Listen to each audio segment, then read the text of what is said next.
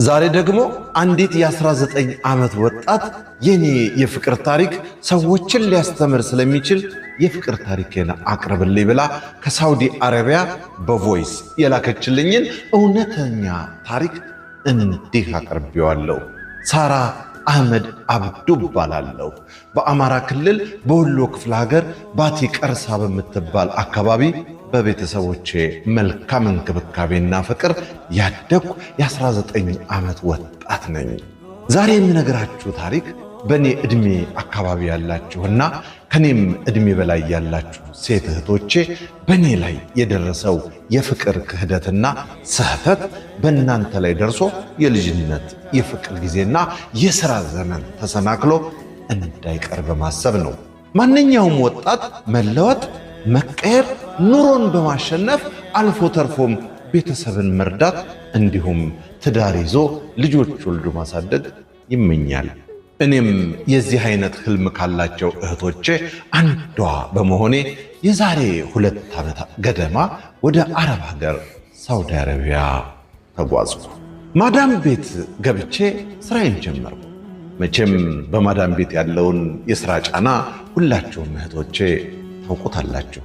እላይ ስንወጣ እታች ስንወርድ እንውልና ይመሽና ማታ አልጋችን ላይ አረፍ ብለን ሶሻል ሚዲያዎችን እንቃኛለን።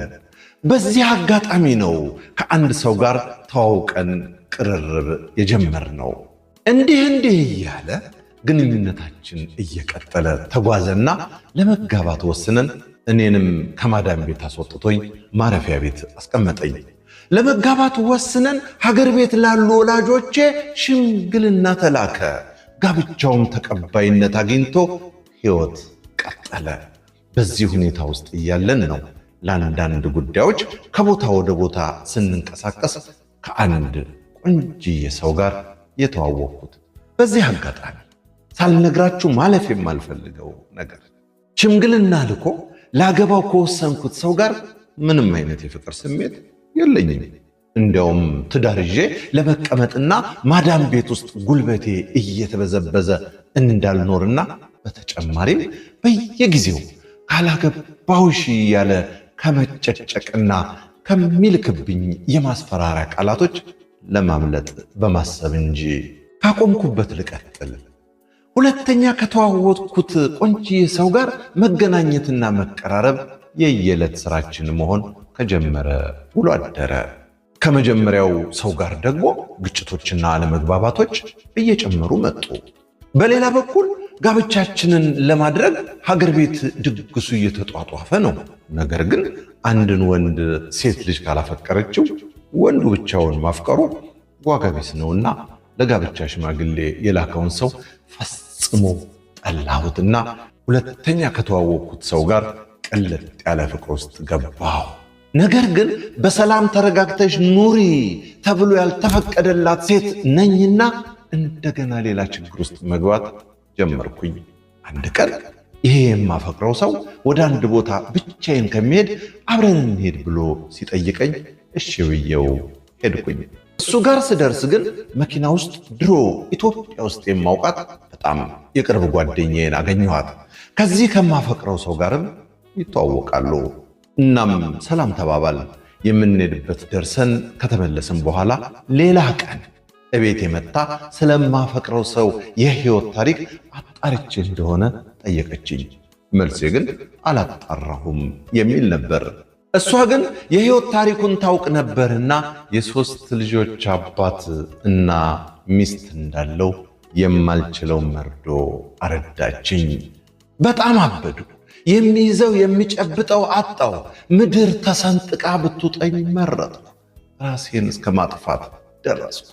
እንዲያውም የሆነ ጊዜ ክሎሮክስ የሚባል መርዝ ሁሉ ጠጥቼ ነበር፣ ግን አልተሳካልኝም። ፈጽሞ ያልጠበቅኩትና ያልጠረጠርኩት ነው የሆነው። ምክንያቱም በተደጋጋሚ ከኔ በፊት ስለነበረው ህይወት ጠይቄው የሰጠኝ መልስ ብቻውን እንደሆነና ከሌላ ሴት ጋር ግንኙነት እንደሌለው ነበር። ልብ በሉ ወዳጆቼ። በሌላ በኩል ደግሞ አገር ቤት ሽማግሌ የላከውን ሰው ለማግባት የሰርጉ ዝግጅት እንደቀጠለ ነው። እኔ ደግሞ እዚህ በፍቅርና በክህደት አብጃለሁ። ሽምግልና የላከው ሰው በየጊዜው ጋብቻችንን እንዲሆንና እንደሚያፈቅረኝ በየጊዜው ይነግረኛል። መልሴ ግን አይሆንም ነው። እሱ ግን በተደጋጋሚ ይለምነኛል፣ ያለቅሳል፣ በጓደኞቹ ያስለምነኛል። የምትፈልጊውን ላድርግልሽ ይላል። ሲብስበት በጣም ታማሚ ሆነ። ለመጨረሻ ጊዜ እንዲተወኝና ሌላ የማፈቅረው ሰው እንዳለኝ ነገርኩት። ተስፋ ቆረጠ። ወደ ኢትዮጵያም ለመመለስ ወስኖ በባህር ጉዞውን እያደረገ የመንን አልፎ ጅቡቲ ድንበር ላይ ጀልባ ሰምጦ ሕይወቱ ማለፉን ሰማሁ። አዘንኩ፣ ደነገጥኩ፣ አለቀስኩ። የእሱ የተወሰኑ ቤተሰቦቹ እዚህ ሳውዲ ይኖራሉ፣ በአንቺ ምክንያት ነው የሞተው እያሉ አላስቀምጣሉኝ። ነገሮች ተቀያየሩብኝ። ሥራ መስራት አልቻልኩም። ያፈቀርኩት ሰው 3 ልጆችና ትዳር እንዳለው እያወቅኩ እንኳን በፍቅሩ ተሰቃየሁ። መተኛት አልቻልኩም። ሌሊት በህልሜ ይመጣል። 24 ሰዓት አለቅሳለሁ። ለጓደኞቹ ከሱ መራቅ እንደማልችል ነገርኳቸው። ጓደኞቹ የኔን ጉዳት ይመለከቱ ስለነበር አትራቃት፣ አብረሃት ሁን እያሉ ይቆጡት ነበር።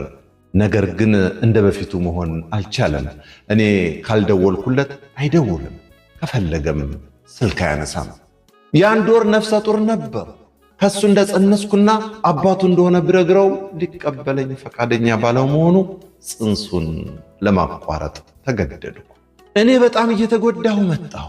እሱን ቀስ እያለ ከሕይወቴ እየወጣ እየሸሸ መሄድ ጀመረ። እኔም ተስፋ ቆረጥኩ። ሕይወት ይቀጥላል።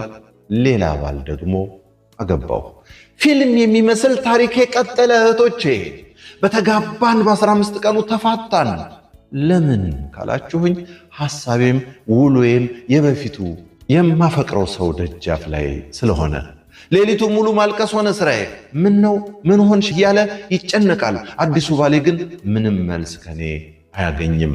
ያፈቀርኩት ሰው ጎዳኝ፣ ሕይወቴም ተመሰቃቀለ። ሥራ መስራት ካቆምኩ አሁን 5 ወር ሞላኝ።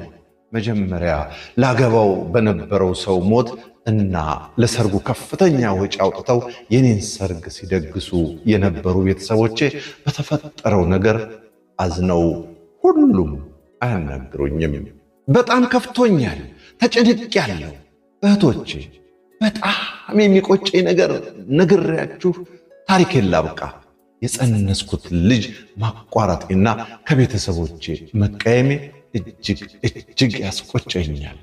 የ17 የ18 የ19 ዓመት ወጣት ሴት እህቶቼ ከኔ ምን ተማራችሁ? አትቸኩሉ። ሁሉም ጊዜ አለው። እንዳትሰበሩ ተጠንቀቁ። እኔ በሕይወት ለመኖር 2 ዕድሎች አሉኝ። ቤተሰቦቼ ይቅር ሲሉኝና እንደገና አፍቅሬ ወልጄ ከብጄ መኖር ከቻልኩ። የተወደዳችሁ ቤተሰቦቼ በዚህ አጋጣሚ ሁላችሁንም ይቅርታ ጠይቃለሁ። ሳራ አህመድ አብዱ እባላለሁ።